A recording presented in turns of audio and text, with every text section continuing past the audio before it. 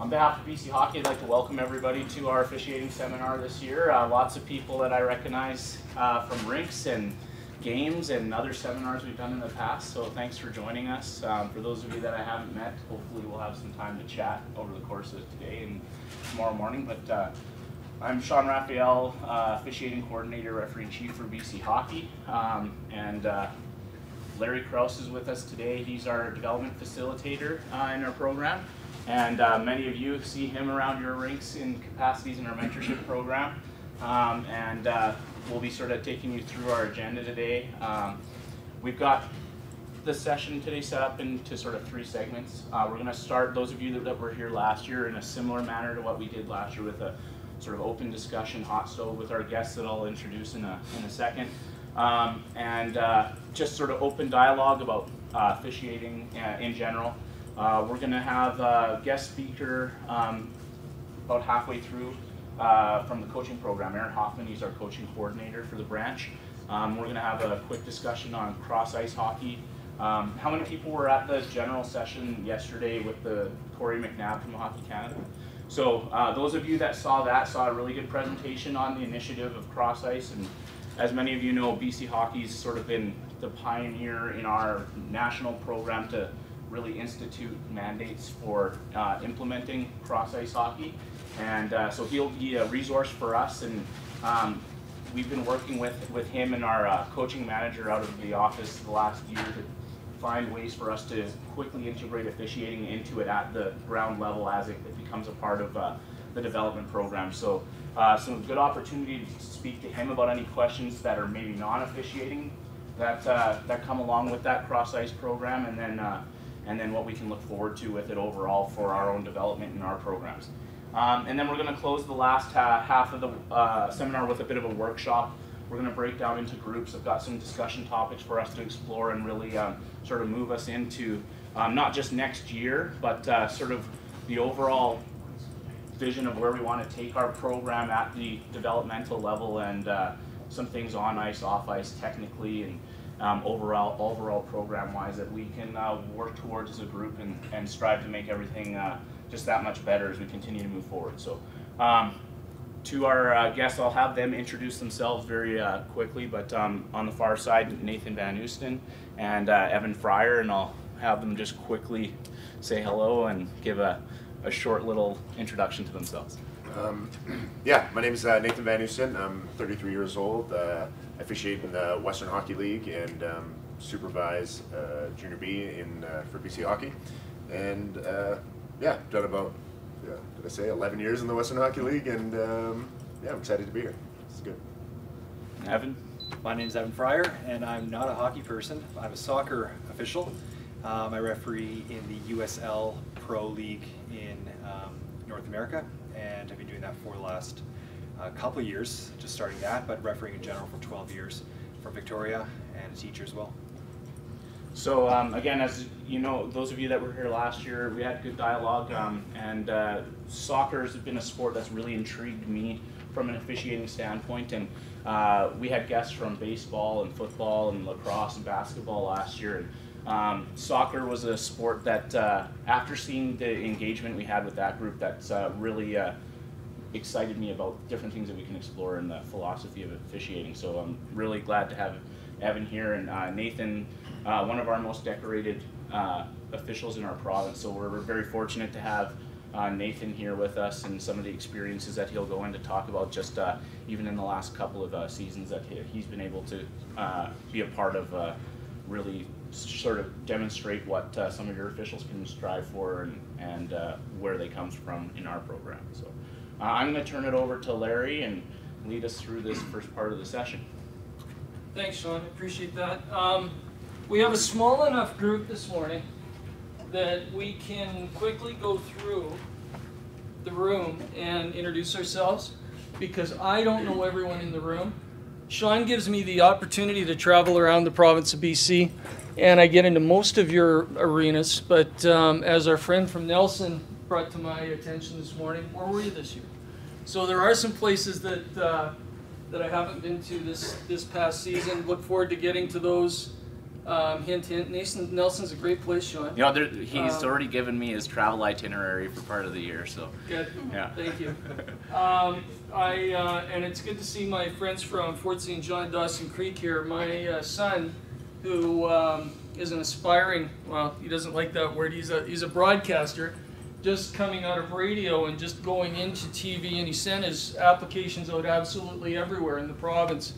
And last week he just landed a gig up in Dawson Creek, Fort St. John, being their lead anchor on TV and then radio in Fort St. John. So I'll be spending a lot of time with our friends from that part of the country to find out some contact information. But we get an opportunity to travel. We get an opportunity to talk about mentorship. We get an opportunity to develop and work with you in your own associations and help you develop and train and mentor and equip your young men and women who aspire to be the best officials in the province. And whether you're in Aldergrove, whether you're in Nelson, we make an attempt to give you all the equipment you need to have successful programs. Sometimes we don't always hit the mark. Sometimes we can enhance and improve. Most times we can always be better. But if we give you, and for those of you in the room, and I see some faces, Willie, sorry, I see some faces in the room that have been in this program for decades. Ken's been around for a number of years. We see faces here that have taken this program, even some from Alberta, and some from Ontario, and some from other provinces in the country, where we've taken your gems, your bits and pieces, and brought them together and used them for the betterment of your officials. And we've got a ways to go. We can always improve. One of the reasons why we bring a panel in, specifically from outside the hockey community, is to find out what they're doing differently. Why soccer is turning out better officials in some communities than baseball umpires or football umpires or maybe even a few hockey referees. We find out from other communities and other leaders from other sports what they're doing that's a little different, a little unique. And that's where Sean's administration is not so inward focused, but more inclusive and more broad in our scope of how we can improve this program and the changes in this program that need to take place and how we can achieve those changes. I think we'd all agree that over the last 5 years we've had a tremendous amount of change. And we're seeing some tremendous enhancements in the program and successes. We've got a few things we need to still work on. But hopefully today and over the next 3.5 hours we can have that discussion about how we can launch all those enhancements, all those improvements, which thank you very much for participating in. We're going to dive right into our panel of guests that we have. Sean Raphael, you know very well. Evan is our soccer expert who comes to us from a completely different perspective, being on the field. What is dimensions of a soccer field are?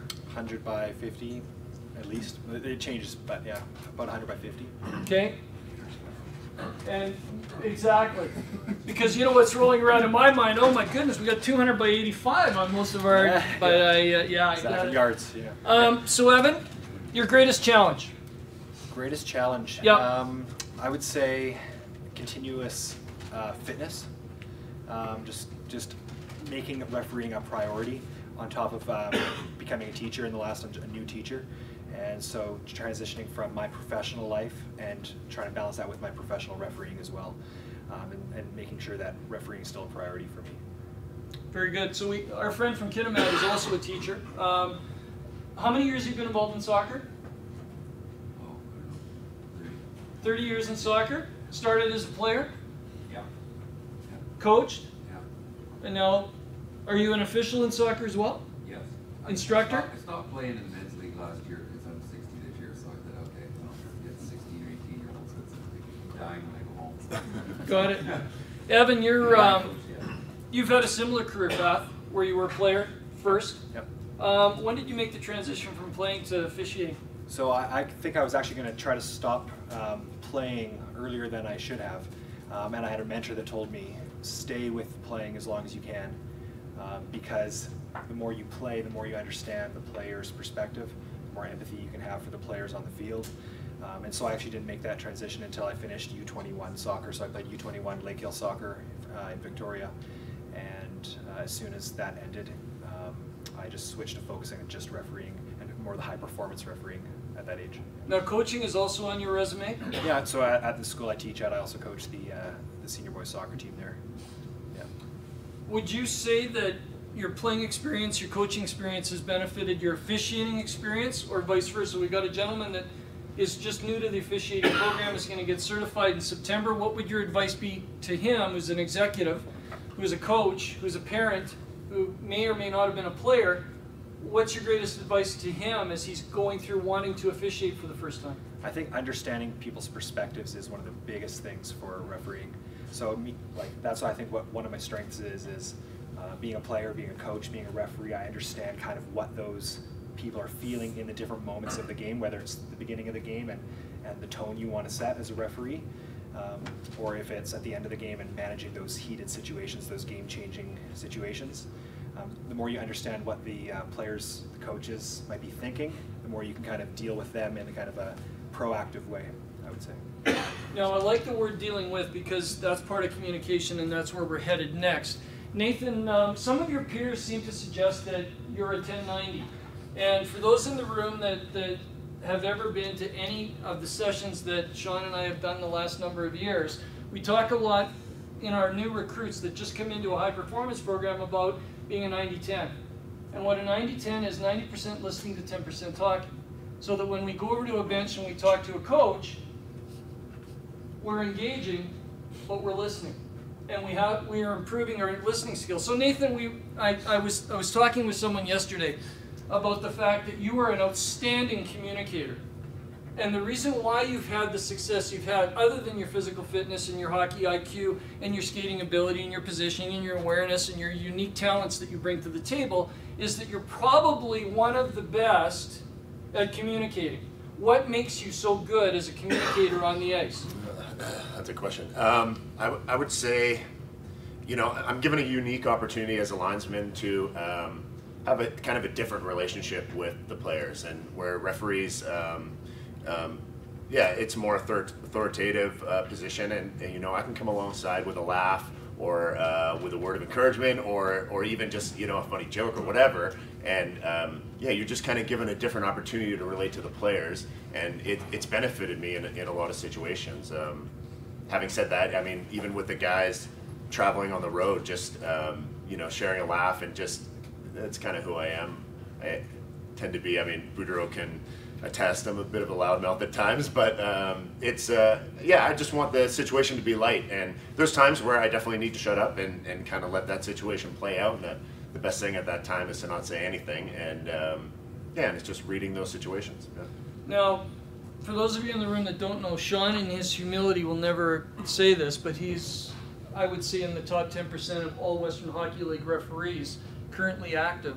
And Sean gets an opportunity to go into most buildings in the Western Hockey League circuit and referee during the season. Sean, can you explain the difference between communicating with players and communicating with coaches? Like the coaches have the impact on their entire team, and they influence the players, and the players actually sort of parrot the personality of their coach.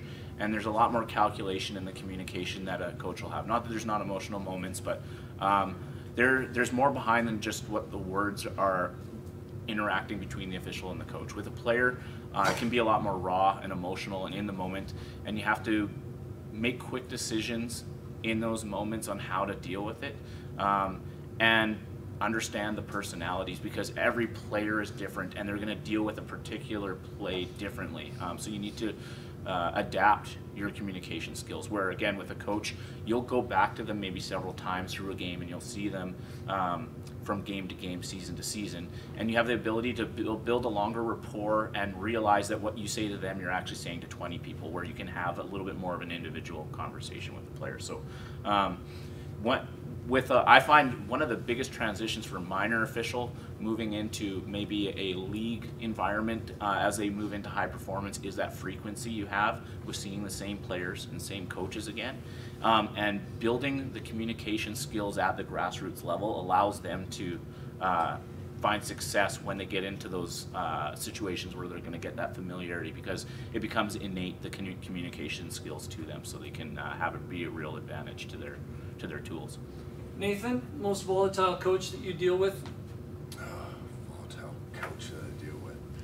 Actually, about 4 years ago, Trevor Boudreau and myself were on the ice in Abbotsford in the American Hockey League, and Jim Playfair had a bit of a scene, and it was a pretty volatile situation. Broke a couple sticks over the boards and threw them onto the ice. Everyone has seen that 1,000 times. Everyone knows what Jim did. Everyone understands anger, frustration, anxiety, and maybe having a bad day. I don't think there's anyone in the room that has ever seen anything like Jim Playfair on that night at the Abbotsford Centre Arena with the Abbotsford Heat. That was unlike any other night.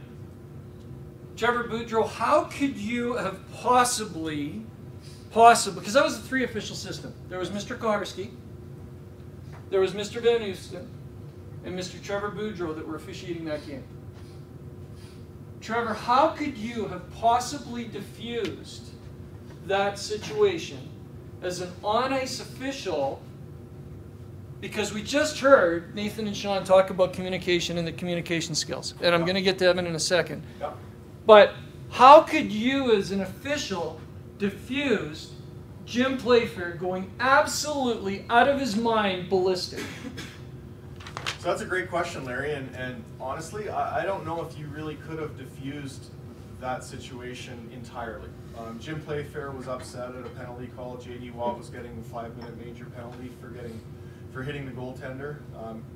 They were both in a race for the puck, and Jamie called a 5-minute game for contact with the goaltender. J.D. was getting kicked out of the game, and Jim was upset. So, you know, to say that you could have diffused it, not totally sure. Jim was upset, and you know, Jamie decided to go over and talk to Jim in that moment.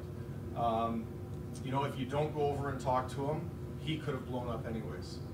Jamie decided to go over there and talk to him. I think at that exact moment, what was key was listening. So if Jim had 90-10. Pardon me? 90-10. 90-10. If you're going to go over and you're going to talk to Jim, he's clearly upset about a penalty that was called. You're likely going to get an earful if you're going to go over there and talk to him, and you have to be aware of that. And you're going to have to listen to what he has to say. And if anything could have diffused it, it would have been listening. But again, he was clearly upset. So I don't know if you really could have diffused that situation. Nathan, you agree with that? Yeah, we actually, it's funny, we had talked about this last night, and it was a situation that might have, you know, hindsight being 20/20, if Koharski had, his mannerisms might have been a little bit different. It was more, he came at Jim with a, like, this is what you're getting, and that's it, I'm out of here. And as he skated away, Jim didn't really get a word in edgewise, and it just set him off. And he's like, and we kind of talked about it, and we said it would have been a great situation for Jamie to come in, just listen, even take a little heat, and then you say, you know, I hear what you're saying, but this is what we're going with, and kind of skate away. And I think maybe we don't see the exact same thing. It's interesting, but you know, that's why I'd say it's 2020. So, Evan, I don't know very much about soccer at all, but I do know what I see on TV, Yep. and I see theatrics. Absolutely. I see theatrics on the sideline, I see theatrics on the field.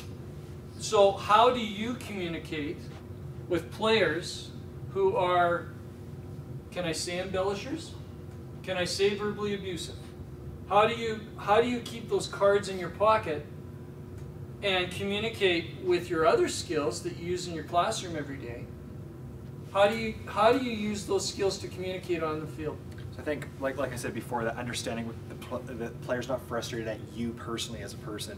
It's the call that you made, and maybe they won't get playing time because of that call, or they'll get some reprimand from their coach because of the foul that they committed. So if you understand that that's their motive, talk to them about that. Say, hey, I understand you're frustrated, but that's always my first kind of tool in my tool belt. However, of course, there are situations where they just absolutely lose it, and I mean, in that case, what we talk about at a higher level is trying to minimize the amount of yellow and red cards that we give, and trying to manage through some of the situations if we can.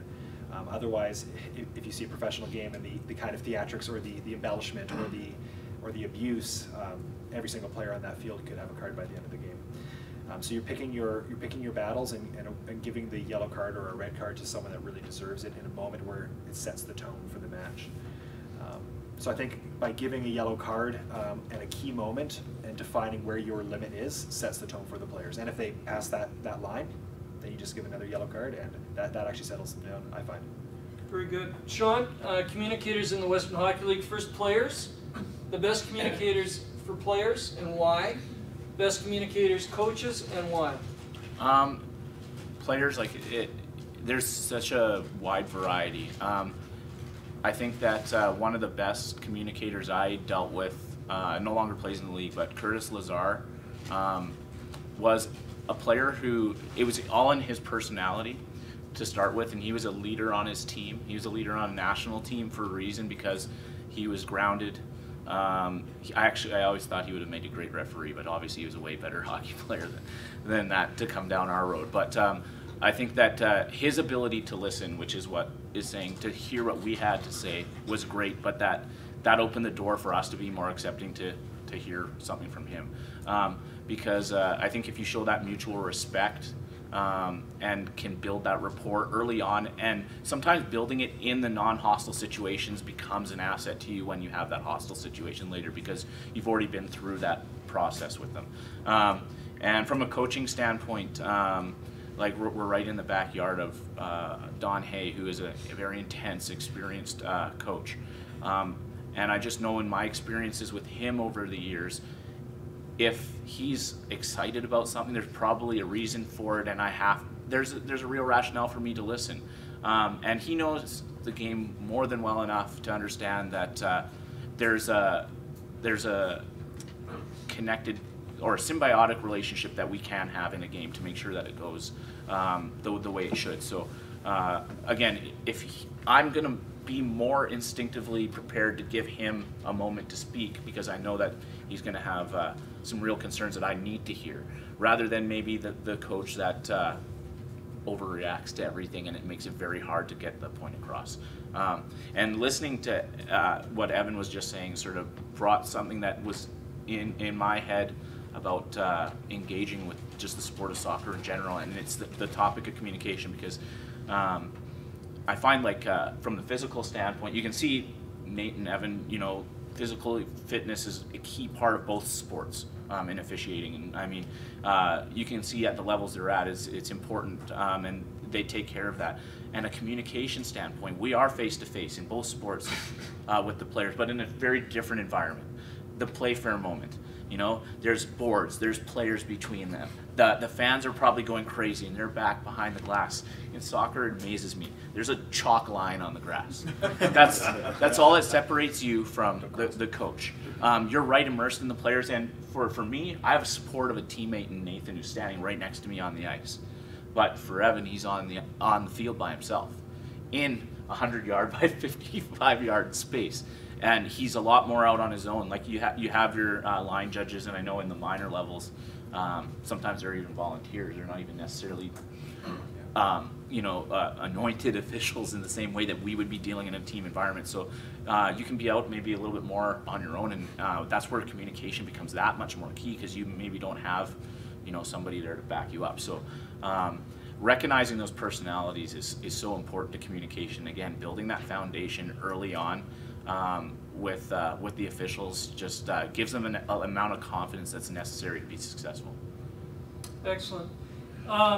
In a team, we always rely on each other. There's a partnership, there's a communication on the field. Soccer, first of all, Evan, explain how important teamwork is on the field, because to me I see one guy running around a massive field on his own, solo. Yeah, Yeah. Is that what it's like? Are you communicating with your lineman? Are you communicating with your scorekeeper type? Explain the process to me, because I'm confused. So lower level games might look like that, and absolutely it is. You kind of feel alone. Growing up, when you're doing the small sided games, I think very much like your cross ice initiative that's coming through. That's how you start as an official for soccer, and you're by yourself, and you're with coaches maybe that have been doing it for 30 or 40 years, and get pretty intense with some of our youth at age 12. So I see that that's some of the perspective as you're going through that grassroots development. As you get up to the level that I'm refereeing at, communication is huge. We have 4 officials on the field, and it's funny, you call yourself a linesman, but sometimes we refer to it as like assistant referee in soccer, just to take that the whole perception that you're not just there to run the line, and you're not, even though the perception is that kind of is the perception, but you're there to make the calls just as much as the referee on the field. And so in the high professional games, we have headsets and we talk to each other constantly, not annoying constantly, but for the 1-word, 2-word things that give advice to the center referee to make the call. Excellent point, Evan. I'm going to stop you right there. Now, for those of you in the room that don't know, there's 3 FIFA certified referees in all of Canada. Evan aspires to be the 4th. Evan, when you're on the field, what would the communication be like going from a 1 referee system to a 4? What would be some of the things that you'd be communicating on the headsets with? So the biggest thing is the pre-game, and what you talk about in that 2 hours before, when you arrive 2 hours to that stadium before, what are you going to talk about as the referee in charge with your assistant referees to make sure that you as the referee are getting the information that you need. And sometimes you don't have the privilege of a headset, so sometimes what kind of silent signals are you going to give? Can I stop you right there? Yep. So silent signals. Now, I'm completely ignorant with soccer. Yep. Silent signals. What do you mean by silent signals? So these are things in terms of flag position that hint at what the referee's thinking, positioning on the field. So if an assistant referee believes that there's a penalty kick and there's no headset to actually confirm that, we have beep flags as well, where you can give a little beep, and that signals to the referee that the assistant referee believes that there is a penalty. And then the referee can just call it. And so that when the referee makes a decision, the assistant referee at the exact same time, and you see that quite a bit on TV, when the referee makes a decision, the assistant referee makes the decision at the exact same time. That's one of the biggest, I think, strengths of the perception of the refereeing, is that if 2 people call it at the exact same time, how could they be wrong? Even if we are. The perception, and I think that's the biggest thing too, is the perception is, even if we get a call wrong, is that we're confident with what we're doing, and they must have gotten it right because they look so confident about it. Nathan, what would you add to that about?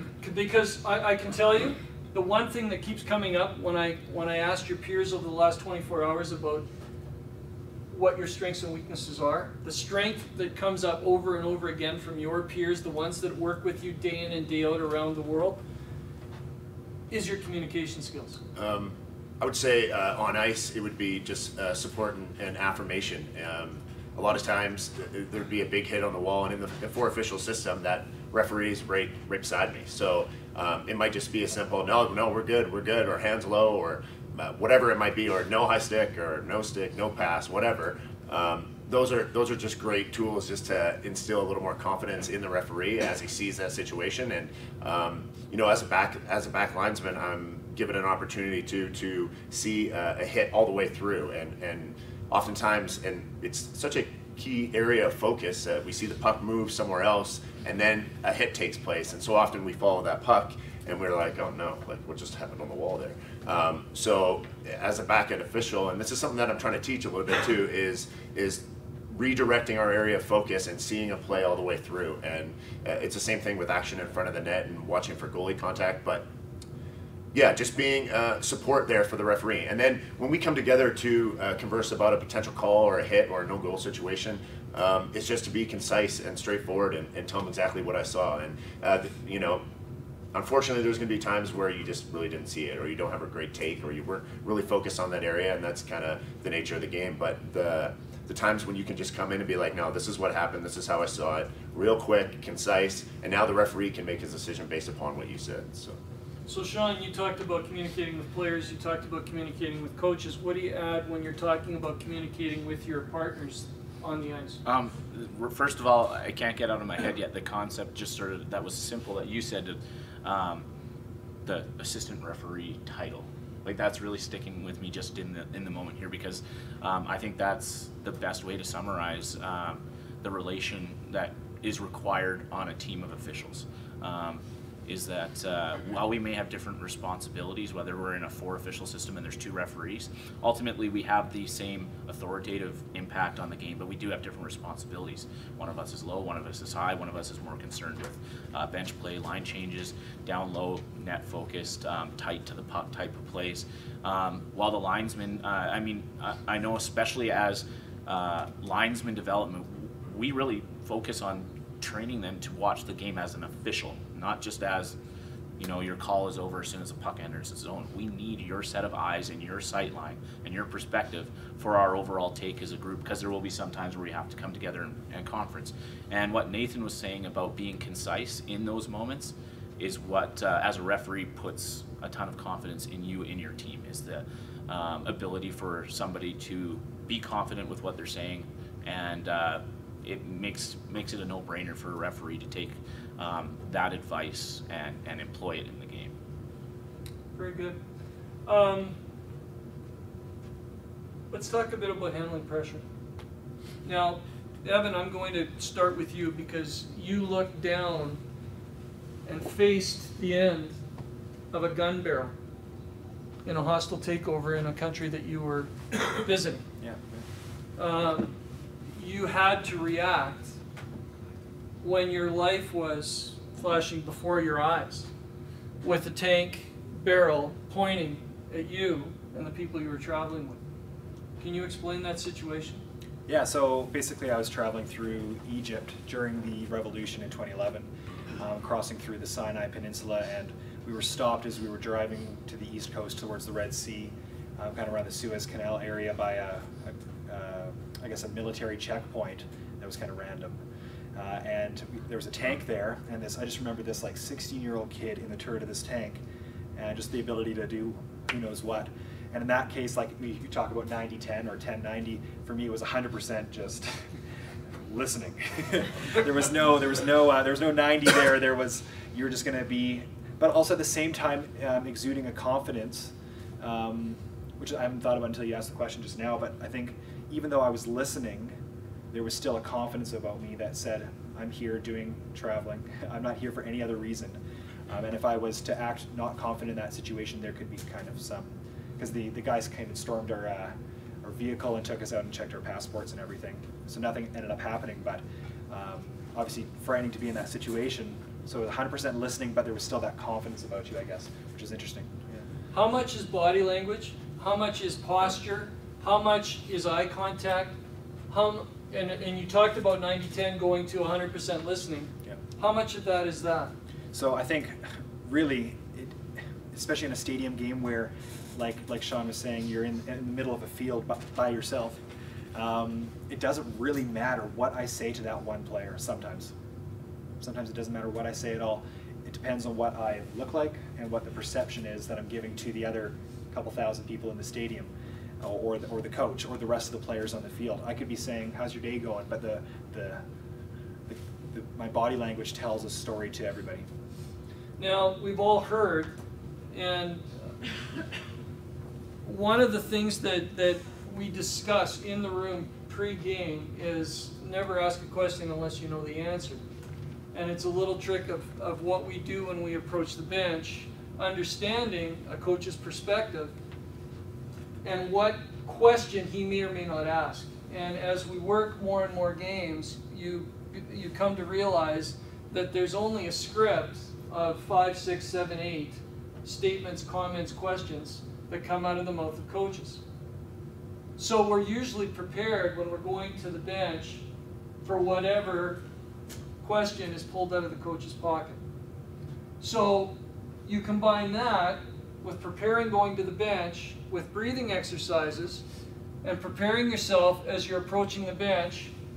Some use, and we've caught it on camera, it's fascinating, some use when they're going through their penalty procedure, a calming technique about the 10-second rule. So in the process, it usually takes about 10 seconds for a penalty process. And within that 10 seconds, we have a 2-2-2. And we have some smiles because they know what the 2-2-2 is. For those of you in the room that are new to officiating, on a delayed penalty, you have your arm in the air. You blow your whistle when the offending team gains possession and control of the puck. You plant and you count 1-2 in your head. You point at the offending player and you count 1-2 in your head. You do a signal and you hold your signal for 1-2. You lower your arms and you stand stationary for 1-2. A couple of reasons why we do that. For those executives and coaches and managers and parents that are in the room, we do that, number one, so that everyone in the audience, the millions that are viewing at home, the parents and fans in the stands, the coaches, players, parents, stick boys, trainers, and the players on the ice, everyone now knows exactly what you're calling. They know exactly which team, they know which player, they know which infraction, and you've completely captured the attention of everyone in the building and on the ice. So that's the 2-2-2-2-2 system. Second reason, there's a calming mechanism for those school teachers in the room. There's a calming mechanism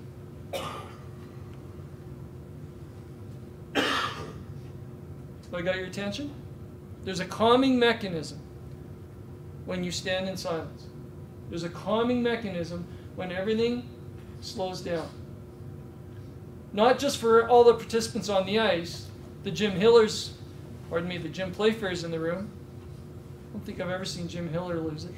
The Jim Playfairs in the room. But there's a calming influence on you as a referee. It brings your blood pressure down, it brings your breathing down, and it allows you to prepare mentally for what's next. Sean, you want to add to that? Yeah, just I have this discussion with officials. I've had this discussion numerous times with Larry. When we rush things, we make mistakes. I find myself rushing things sometimes, and I had a play this year that I rushed through a play and overlooked what is a very basic outcome and made a mistake. And I talked to Larry about when we're watching some young officials get tested with these high intensity, high pressure situations, and my advice to them is to not hold your breath when you're officiating. When you're met with that moment, breathe. You hold your breath, and suddenly, you know, that lack of oxygen to your brain makes you want to just get out of that moment as fast as possible. But our role is to be the calming influence in that hostile situation. Take the here and bring it here.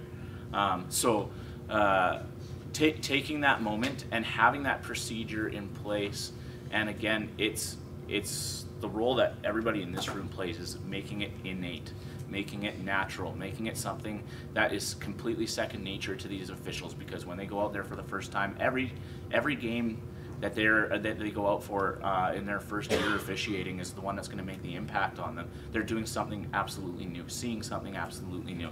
And then for those of us that have been in the room officiating for 20 plus years, we also know that we still see things that we've never seen before at ice level. So it never changes. It's just that we learn from those experiences. So taking the time to absorb it, being the calming influence, and taking a breath and breathing allows us to get through those high pressure situations. Techniques in soccer? Evan? Yeah, we talk about temperature of the match is the key words we use in soccer, and the assessors after a game ask us to identify what was the turning point of that game. When did the temperature of the match become here now, and what did you do in response to that? And sometimes it's just one call, whether it's a cautionable offense, or if it's just me, just like you said, it's very similar actually, lots of parallels, just standing there, just looking at the player, just even breathing, just looking at the player. And then even maybe if it's a yellow card, instead of just whipping out that yellow card, moving on, go up to him, have a conversation, and sometimes I even hold the card, I bring the card out, keep it in my hand below me. And I'm talking to the player maybe for like 30 seconds, and then I slowly raise the yellow card and then take my time with my notes and taking that temperature of the match and just bringing it right down, which is not what you see on TV quite often. You see kind of a yellow card, bam, then moving on to the next play, but it's a strategy to use to just kind of give everyone a moment to relax. And lastly, Nathan, you're a highly motivated linesman on the ice. Your motor skills are 100 out of 100. Most games that I've ever seen you officiate over the last number of years. How do you bring that down when your motor is at 1,000 miles an hour? How is there a calming effect? What techniques have you used across the world when you're working these championships? What do you do? You know what I would say, in 14 years and above minor and through all the events and unique opportunities in officiating, I've been nervous every single game. Like, before I go, I've had wobbly legs walking out. I'm nervous. And you know what? It took me a long time to realize that nervousness was a great thing, because it just meant that I cared about it and that I wanted to be successful in what I was about to go into. So for me on the ice, it's a lot of visualization, self-affirmation, just telling myself that you know, that I'm good enough to be here and I can do a great job, and then just taking it kind of play by play. So often we talk about you know, officiating 5 minutes and then kind of recentering, refocusing, and let's go next 5 minutes, and just kind of breaking it up into those parts. And it's been beneficial for me. Yeah, breathing's definitely a technique that I've used, but I really like breaking that down, and in, you know, that first 5 minutes should just be just here. On what, sorry? So we discussed the importance of it. Obviously, I mean, it's so important for us to have this aspect in our development system. How to best use the ice, we discussed, and several of the associations are doing that. So we also talked about who you're bringing out to those ice sessions. What is the best way to handle that? And as a group, we kind of figured first year, second year, third year, divide the ice into 3, work on different systems in those 3 zones. For the first years, down the one end, the cross ice stuff, you know, whatever you can do to help them understand where they got to stand and what they got to do. In the middle section, those second year officials, they're going to start doing a lot of lining and atom. So now you're working on how to work a line, how to call an icing, and how to call an offside. And then those third years, those are the kids that are going to start refereeing. So on the far end, you're going to work on end zone positioning, at the net procedure, and things like that. And so typically that first year, second year, third year, it kind of works out really, really nice. You can throw in a few drills where everyone's doing some skating and things like that, power skating, whatever you like, but that's kind of what we came up with and the importance of it. And the fact that you're volunteering your program to maybe set up a weekend where you come out and be a part of that, we agree it would be an integral part of our development in our associations, because that would go a long way in supporting what it is that we're preaching. Yeah. Here's the branch coming down saying the same things that we're teaching. That would be huge for us. And so just some of the things we've already talked about as a committee with this. Maureen Taylor? One is expanding the mentorship program just beyond evaluators. That's where hearing from you on some of your top on-ice instructors might be good for us to be able to build an inventory of that, as well as the people that we already have in place. Second thing is maybe we can't get out, like we know we can't get out to every association every year to do tournament evaluations, but would it be good to have actual resources? Should we be creating videos of some of these drills? So if you can't physically have us there, Brett McLean. should we be recording stuff that you can at least use, whether you take an iPad out on the ice or something and show the drill, or an inventory where you can go to, because we see that in coaching. We see them cataloging things. So expanding on those, but definitely emphasizing the need for the on ice. So all these are topics we've identified as a committee already, but getting your feedback on where your priorities are in it are going to help lead us in the right direction. The off ice group.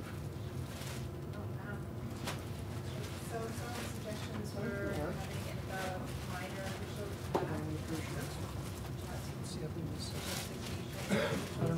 mentioning shadowing extended for pre and post game, which is a really good idea.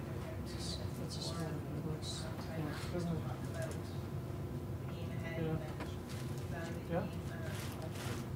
And the opportunities to work more with other associations.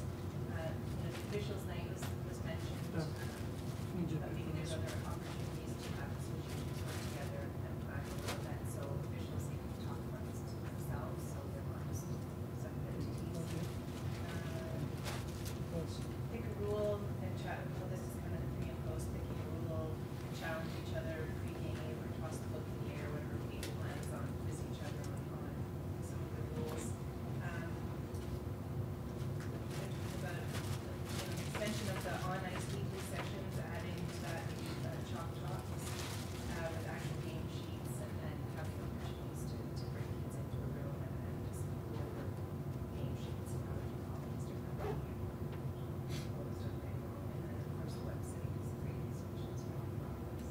Good, and I mean, we've explored some of those things, and some associations have taken on their own initiatives, and we highly encourage what Brett did with the SFU team. Shelley Rosner? I know Nathan's been a part of a couple. We have a partnership with the Western Hockey League where, as a branch, we try to utilize our partnerships with those teams and open that up to any local official to come out to those events. So we've been running those for 4 years.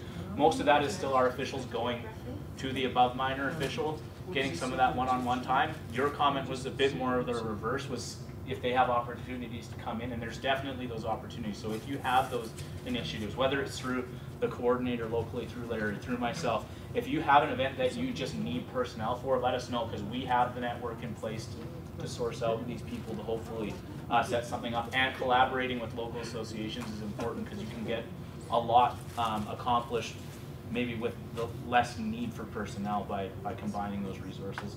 Obviously, we're always looking for ways to enhance online presence, and with Hockey Canada, we're working on a program right now, cataloging video.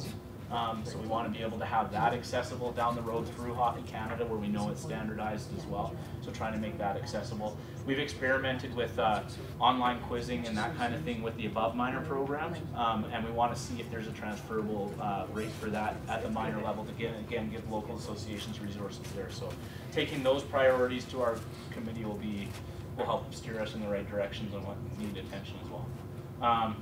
The group here. So for technology, using a tablet as a chalkboard, just because the kids nowadays are coming out of that and they're always on those. I know with the tablets, a lot of them have videos, so apparently there's an app called Coach's Eye. And to record video, you can do voiceover at the same time. You have the ability to email to the official afterwards, so they have it for their record. We have somebody here that uses one-way communicating headsets that goes to the official and says from the supervisor and just, hey, you need to get to this place a little bit quicker, so that you can do it in-game while you're not on the ice with them. Make sure that online supervisions, whether it's setting up a Google Drive or some of the websites like Goldline has all that.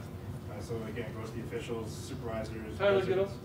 And then you already sort of mentioned the videos of Hockey Canada, so we had somebody mention, say, YouTube, and maybe it's some of the helmet cams or something like that from some of the senior officials.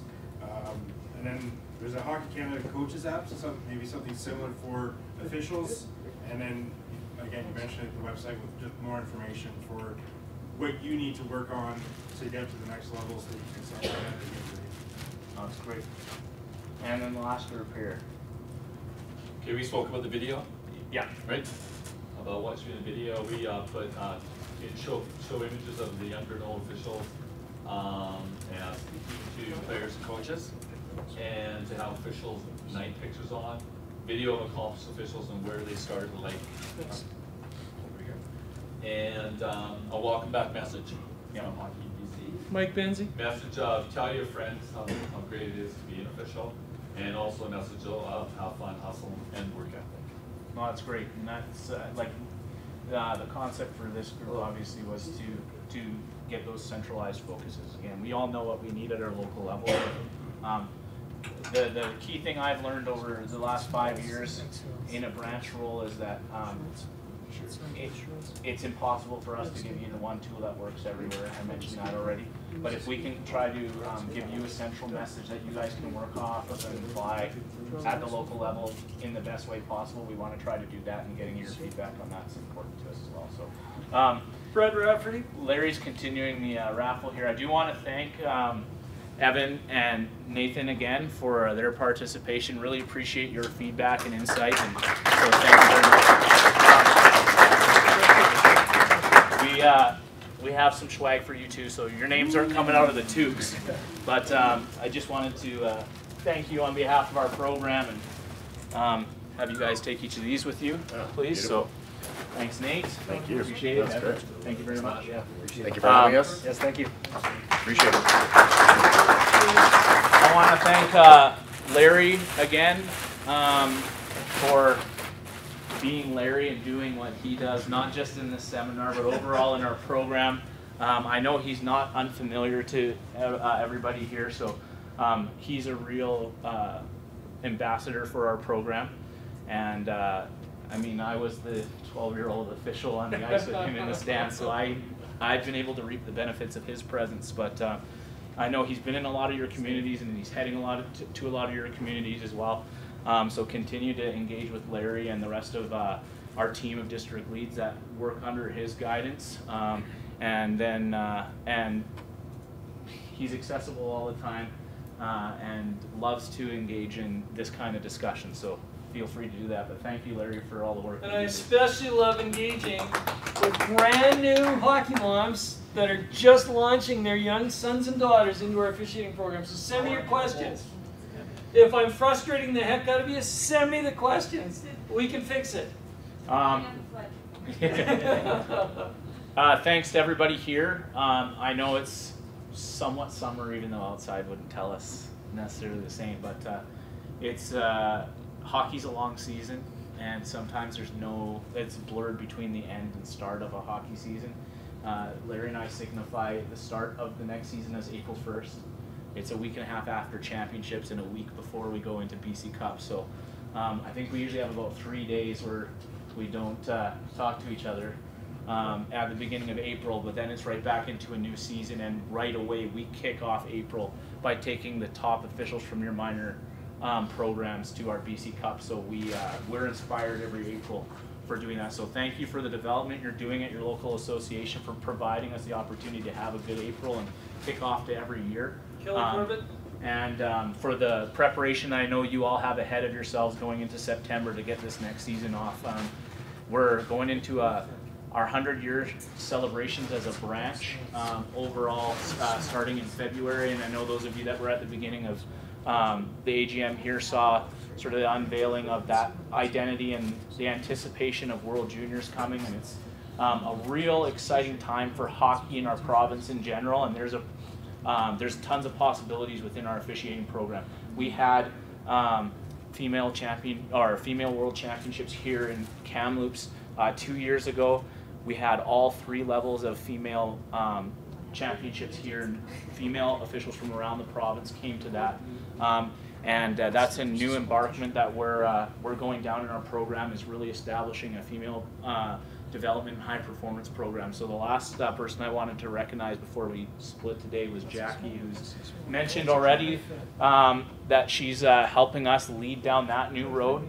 But there's a need and desire in our program to really enhance opportunities for female officials in female hockey, specifically, understanding that they're coming from all different types of environments, and knowing that it's a bit of a niche part of our program that we need to really create a structure around. So Jackie, thank you for your commitment in getting this part of our program off the ground as we go into this year. But we're expanding our team with Jackie and Dan Hannamansing, who I stole from Trevor, to lead our female program. So we're pretty excited. Just like we were with the overall mentorship program 3.5 or 5 years ago when we first came up with that concept, we're excited in the female program that we're taking those first steps that we took back then in a new area of development. So thanks for being here today. Enjoy the rest of the AGM. I have to run off and meet with 44 junior B teams right now, so wish me luck. And hopefully I make it back for the banquet tonight unscathed from that meeting. So. Good luck with that. Yeah, right? All right, thank you, everybody. Yeah. Thanks, Sean. Thank you very much. Yeah, I'll collect those notepads from you if I could too. Gentlemen, thank you so much. Thanks for having us. Nice to meet you as well. Thank you. I just want to congratulate you too. I love seeing these Thank you very much. on those things, and I'm like, bravo, way to go, guys. Thanks very much. Thank you very much. Oh, yeah. Let's chat later. Yeah, no, let's do that for sure. Good. You stay for some? Yeah. Good. Todd Jackson. Yes. Going? Thank you very much.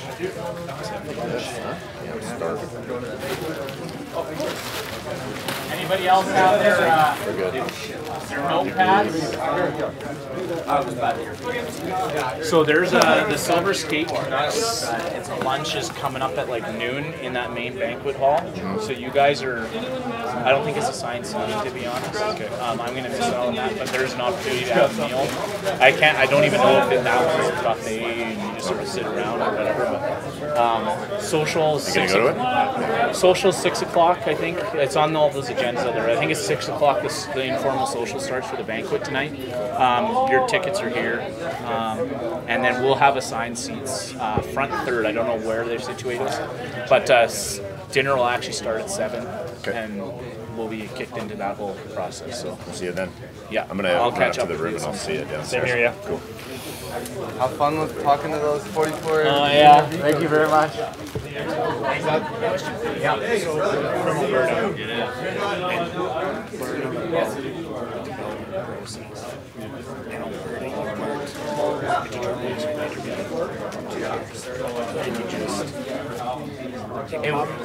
Here, and all of a sudden, like Brandon Hayes, working minor hockey against Hawks, all great.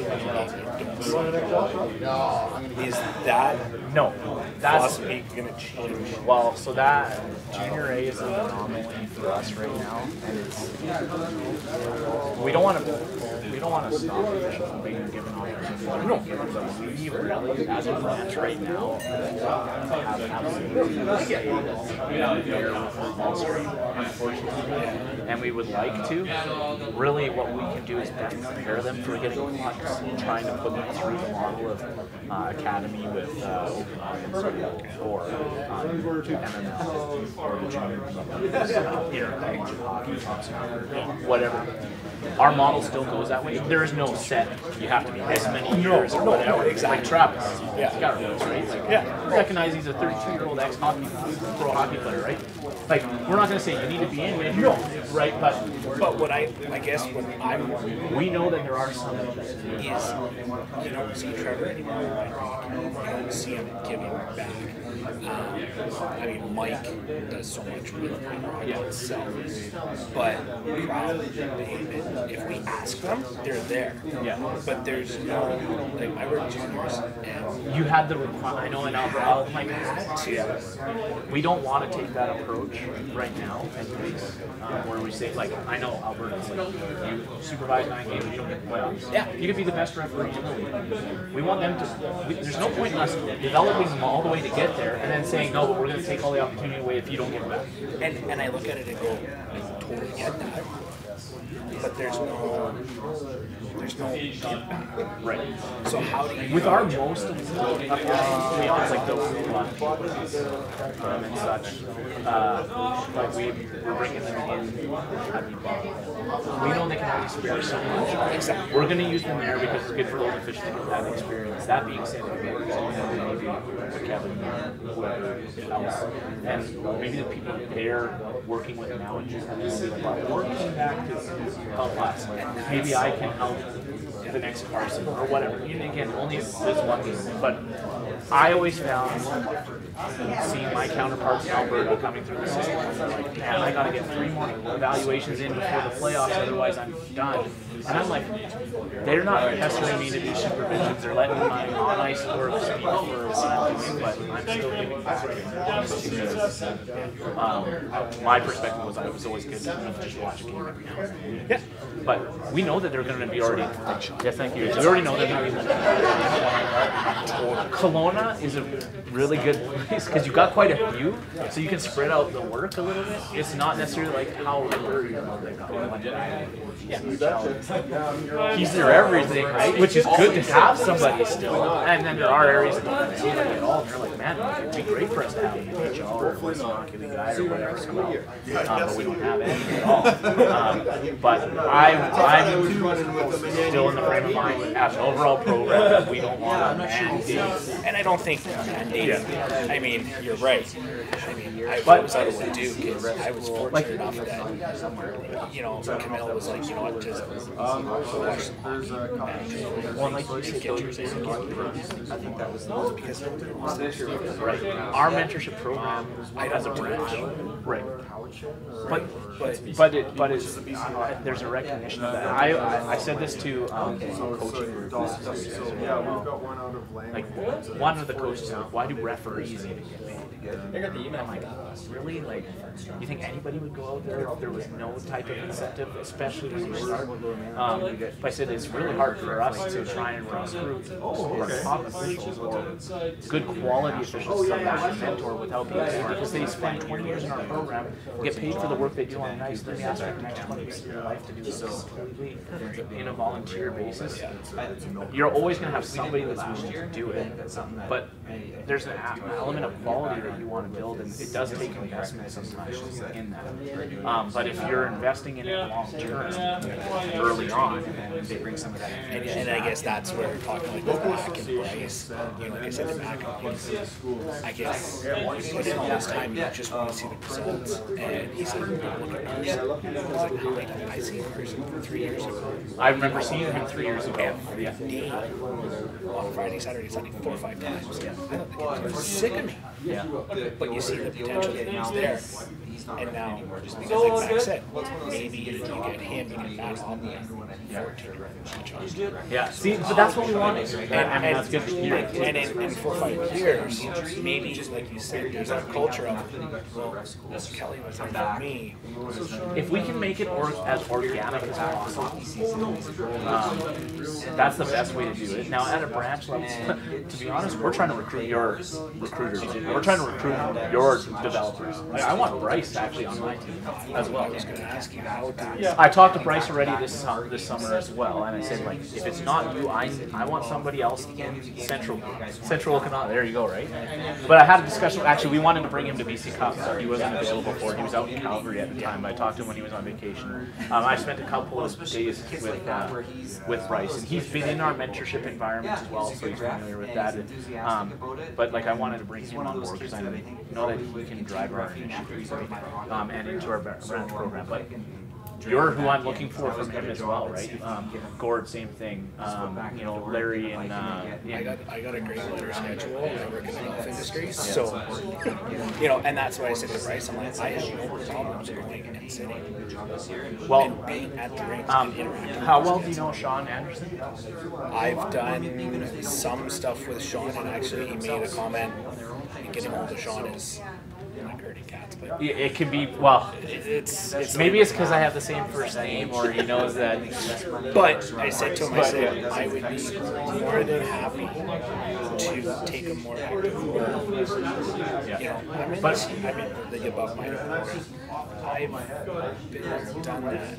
But definitely reach out to Sean as well, because what we're in the process of doing right now, we're going through our appointments for those. Like, they're not appointed. Like, we used to literally have AGM as a hard line. Next day, everybody was selected. We sort of do a full carryover unless we want to make a move, or somebody's ready to move on, or we have a vacancy or whatever.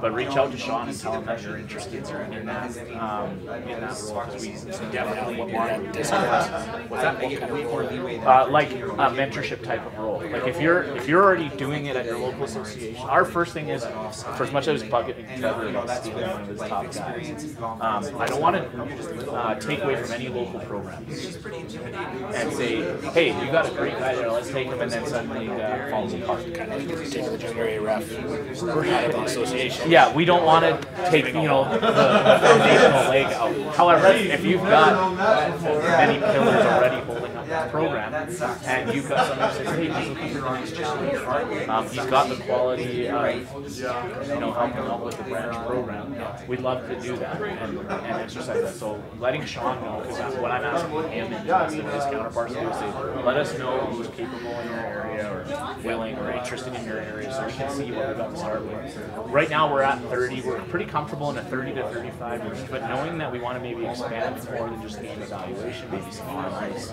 instruction and that kind of thing, we're going to see this expand. And we're still only hitting physical 65 to 70 associations, seeing officials from about 90 plus. There's still a lot more that we're not getting into yet. And our goal is to, at a minimum, get into every association once every 3 years. If we can do that, we're nowhere having a presence. It isn't truly possible to every association every year for a full weekend. But we also don't want 100 people doing your job, because one, we're taking too many people out of the local programs, and we need some continuity in driving a message. Because, you know, the telephone. Right? Our clinic instructional program, part of it was created for presentation, we used to have 110 instructors in the province. They all literally did 1 year. So they taught the local one, then we gave them a presentation, because we didn't know what they were teaching. And we gave them a presentation, we at least knew this presentation was somewhat getting out there, then we cut that staff down to like 50. Knowing that we're still going to have the odd person that does 1, but we needed some people that were committed to doing 2, 3, 4 a year, right? Well, no, I know. Yeah. And we wanted to minimize that group, smaller group for the message, but a big enough group to delegate. Right? So we want to make sure that we're keeping that tight, not stealing too many resources from the local program, but we're still expanding our reach because I know Alberta's setup is a little bit more insular. Like it's a lot more segmented. There's a lot of independent parts. That was one thing. Like I you know, coming from Alberta, like we had the North Solar Owners Association. Yeah. Here I like and promote the fact that while we're very different as units, we're trying to drive the same message in the same program. And I can send Larry to Fort St. John, to Victoria, Brandon. And we're not like stepping on anybody's toes. We're still sending the same message. And I don't want to see that break up. But we do have district needs just from geographic standpoint. We need a Sean Anderson there to help facilitate the most local area. We need a Willie Sardi north of Kentucky to help us keep the pulse on that. And that's what we're building with the email program. We're looking to set up 5 email leads around the province to work under Jackie and Dan and help us build up an email foundation as well. Because we're we feel that we're quite strong in leading officiating nationally with a lot of our initiatives on the female side. Like our high performance, we're supplying male program at even the branch level. We're doing a good job with the female program nationally. We're lagging behind. Like how do we do this, right? So. But we definitely want to keep promoting the central message, build within, and hopefully have our program, honestly, the branch program, reap the rewards of what's being done locally and give people opportunities to take some branch stuff on. Some people will only ever want to stay local and love the environment there, but if there's aspirations to expand a little bit more, or if you're a person that tends to maybe migrate, like we've had some guys that have been in the same role, but in many different communities around the province. It's great for us to have that diversity in our inventory too. But definitely reach out to Sean if you have interest there, because I know that my first thought was I didn't want to rob Gord out of the program because he's too essential to Kelowna, and I know I got elected to the board because they wanted officials. Yeah. So he's still the RIC. Yeah. And And I know Bryce is essential to that program that Gord's been developing and working on. And but I told Bryce, I'm like, I would love to see you or somebody from your program that I see is working. Like that's the thing with the cross ice discussion we're having. It's not working in New West, but it seems to be working in other areas. Let's get somebody in there that knows how it's working so they can help that. And that's a perfect example of where we don't know the best practices. Honestly, the AGM happened last year. Canada Day long weekend, I get an email in my inbox. August 1, I need an officiating program for cross ice. I'm like, I don't even know what cross ice hockey is yet. So luckily, the coaching coordinator is my tenant, and he and I crammed out what we were able to come up with in 30 days to try and get it implementable. We're like, this is what we said to each other. We looked at the coaching and the officiating document, and we're like, we're gonna laugh at these in 5 years, but we have to start somewhere. So no, like I know, like Sean had me go out to he starts in Vernon for the college. Yeah. Yeah. Here's that's right. Yes, a bunch of guys that are wanting to become on the threes. What do you think? Yeah. Right. So no, I will do that for sure. So have fun at yeah, I gotta get to Yep. Sightseeing. Thanks a lot, Sean. Thank you. Good to see you, buddy. Yeah, you too. I had a quick question about like so in Adam Hollow, are we allowed to bump it to 2 then for like on and off games? Or to be honest, the recommended systems are 2 and 3. Yeah. And I am 50-50 on both. Yeah, I think they're both beneficial. Yeah, I like the 3 official system at that level for participation purposes, but there's no hard line policy that says you have to have or I went away to Prince George. No, like I agree with it being 3 officials for sure. Maybe However, just like a couple of games. to me, if I was running my program, this is what I did. Not everything I did. I mean, the program fell apart after 1 year after my family left there. And was still on some real estate. But out of house, we did 2-man. Because that was when the 3-man was like, okay, we need an Adam now. Because for when I was growing up, it wasn't 3-man until band. Pee-wee we did 2-man, except for rep. And then all of that was 2-man, and all this was 2-man. That's how it was called at the time. Yeah, it's 2-man. Then they went, oh, no, we need Pee-wee for 3-man. And we're like, well, when are they going to practice the 2 official system? Because they only got 10 games a year at Adams. They had 10 games under their belt. So we said, okay, Pee-wee house, still 2-man. But Pee-wee rep, give them the extra number starting to break it in. And your association is probably big enough to facilitate that if you feel that it's a strong enough thing that you need the 2 official experience. I gotta weigh it out and see how many new officials are new officials are going downhill, but then again, we're losing ice, so it's not. But it can, and we should see monitor some ice availability pick up with this process program. Because you're getting twice a day. The other place they've been building up. Oh, is it? But if you think that there's an essential opposite ends of town for that, my recommendation would be out of house. Let's do 2 official systems. They're both pretty good. Transition the players appropriately. That there's not a referee, but they're it doesn't have to do it in every game. Was there? I did it the same. No, you can do that. Absolutely, there'd be many ways for you to implement that. So I think there's a solution there, one way or the other. But I'll let you get to reading. No. But I mean, it's a good problem to have, to be honest. That you're like, I need to find a way to get 2 officials put in there. Some associations are like, I just need to get 2 officials. Yeah. Right? So, yeah, we don't have that. Everybody watching? Is the KI breaking up this day? No, I'm not. No, I don't believe so.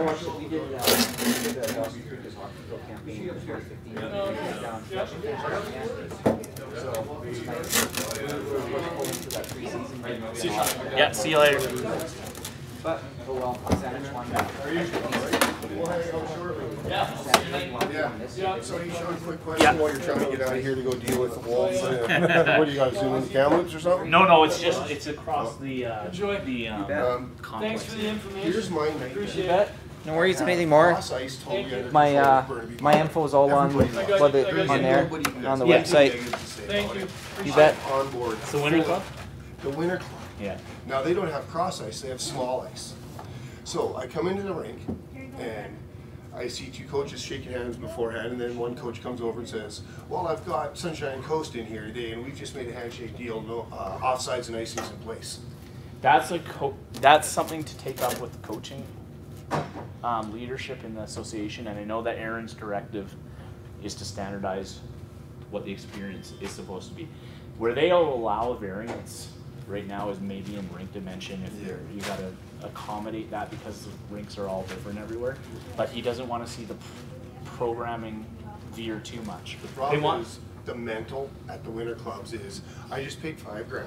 And I need my kid in the and I want my draft. kid educated, and he's not being educated if he's just playing road hockey on ice. Yeah, but he's also 7. So so then the parents go at the association. Yeah. So then, and Mako from the Winter Club, their head coach, he's a stud. He totally gets it. He's totally educated, but he's like, what do I do here? I got parents coming out. But Mako needs, because I know him through the academy. Yeah.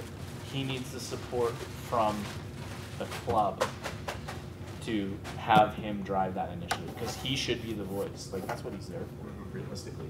And they need the cross ice lead for the district to give him the support as well. But at the moment, if next year's season started tomorrow, and I'm in small ice, not cross ice, offsides and icings are out, correct? They're not supposed to be calling it. Right? Okay, so not supposed to be is all I need to hear. Yeah. Because too many times that I have to go to the Winter Club because the referees are texting me before the game saying they want icings, they want offsides, but the visitors don't. Yeah, what do I do? They're not supposed to be calling offside and icings until we get something from the coaching program that says that that's part of it, and it may come from an Adam transitional perspective, but it shouldn't be. You know what I'd love to see if I could be president for a day? Winter Clubs do not play minor hockey associations because a Winter Club goes from their small ice and those kids are roofing it, they're picking courts, barring in. And then they go to cross ice at Burnaby Minor, and the puck is going over the foams into the next rink, and it's just a freaking disaster. Yeah.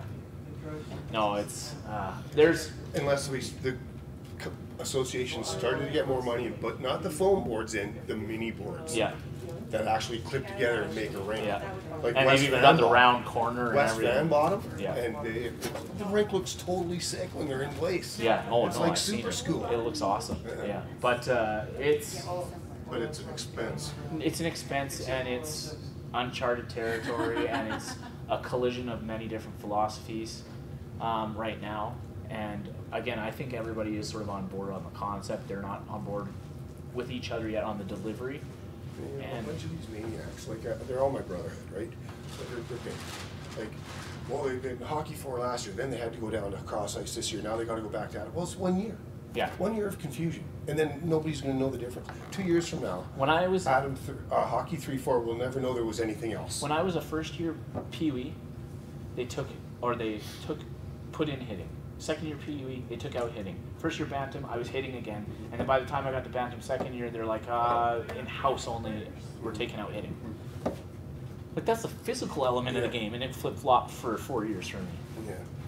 But change is imminent. Everybody's got to learn to say, okay, how do I do it? Yeah. Well, this is what. Don't look for problems. Look for solutions. Again, I think that this whole thing it'll be like a 3 or 4 year down the road. We'll look at it and be like, oh, well, why were we arguing about that stuff back then? Yeah.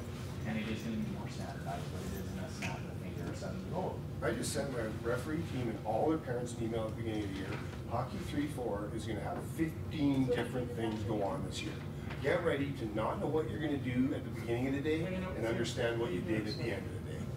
But I mean, hopefully what we went through last year moves towards a better approach this year and so on and so forth. Continue to see it be standardized. Okay. Again, no, and it's good. I think the positives way outweigh the negatives. I'm gonna watch but the negatives are what we're gonna. the boys get their awards and something to get their awards. Somebody will get Here, I'll show you. You want to see Q?